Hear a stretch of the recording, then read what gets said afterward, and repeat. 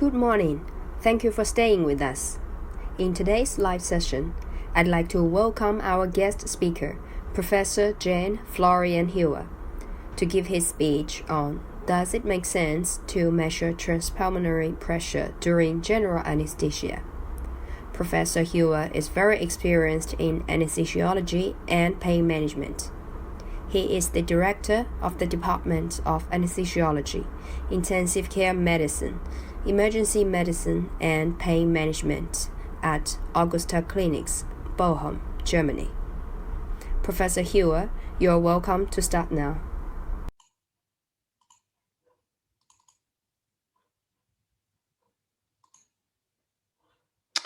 Hello, today I would like to talk about the transpulmonary pressure. And actually the question is, does it make sense to measure transpulmonary pressure during general anesthesia? We know that mechanical ventilation induces in the lung the mechanical forces strain and stress. And strain can actually cause volume trauma, stress can cause barotrauma, and the third trauma that we actually can have is the atelectasis trauma. And those the traumas together, they do cause inflammation, and inflammation will actually increase morbidity and mortality. We know, especially in the intensive care, that it really makes sense to measure the driving pressure, because driving pressure is easy to measure because it's plateau minus peep. And if the driving pressure, the delta, is small, definitely less than 15, maybe even 13.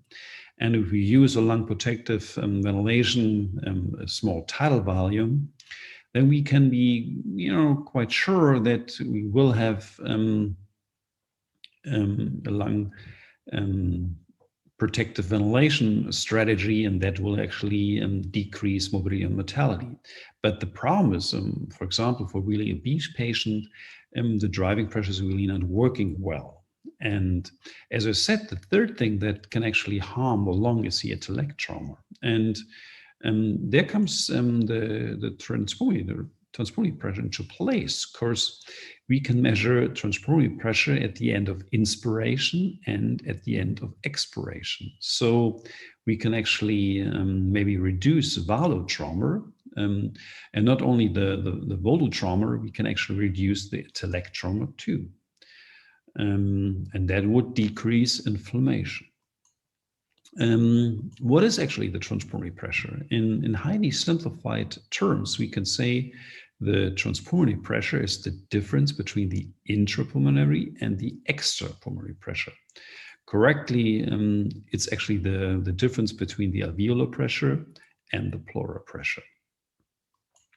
The problem is that it's really complicated to measure the pleural pressure. So if we think about the lungs and we think about the esophagus, we can say the esophagus is really close to the lungs. So we can actually use the esophageal pressure as a surrogate parameter for the pleural pressure. So TPP is actually alveolar pressure minus esophageal pressure. If we breathe spontaneously, TPP has to be positive, maybe around 4, because that actually keeps the lung open. And during inspiration, TPP increases, and that actually forces the air into the lung. If we think about working in the OR, especially if you do robotic cases, I think robotic surgery is it's a wonderful thing. But on the problem is that we use CO2 insufflation. And on the other hand, we use a really special positioning of the patients. So those two things together can cause atelectasis. So what we do, we use PEEP. But the problem is, if we set the PEEP too high, we definitely will cause a decreased preload, and that actually would reduce venous return, and venous return is cardiac output. So the perfusion is going to be reduced. And not only that, we even increase the afterload of the right ventricle.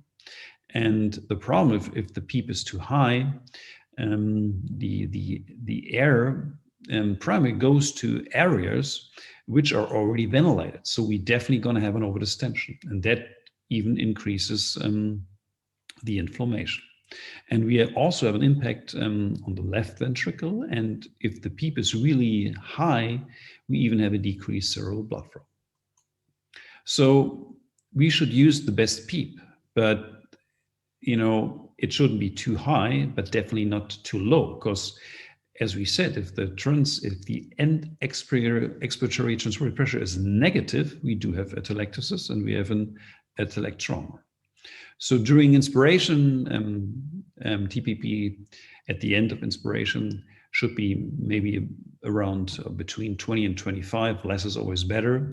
And if it's definitely too high, we're going to have an overdistension. And TPP at the end of expiration has to be positive. So if you set it maybe around +2, we can be quite sure that we don't have atelectasis. And it's not always that easy to set the PEEP correctly, because patients even in the OR have for example, perfusion, or they have an abdominal hypertension. So and then those things decrease TPP. And as I said, if the TPP is negative, we have an atelectasis. So it makes sense to actually measure transpulmonary pressure. How do we do that? So we have to use a special probe that we're going to insert all the way into the stomach, and then we can actually gently push the abdomen and the stomach. And if we watch the pressure tracing, we can tell that we are in the stomach. And then we just have to gently push back the probe that it will actually go to the last third of the esophagus. And if we then use an occlusion maneuver at the end of expiration, we then gently push the thorax, and it will increase the alveolar pressure, but we will see the same increase in the esophageal pressure, and that means that the transpulmonary pressure is going to be unchanged. That was a robotic case. It was a prostatectomy, and as I said, usually we would use quite a high PEEP, because you always be afraid that you will cause atelectasis. But it was quite interesting. The patient was quite skinny, but even at the PEEP of 3, the transpulmonary pressure was definitely positive. So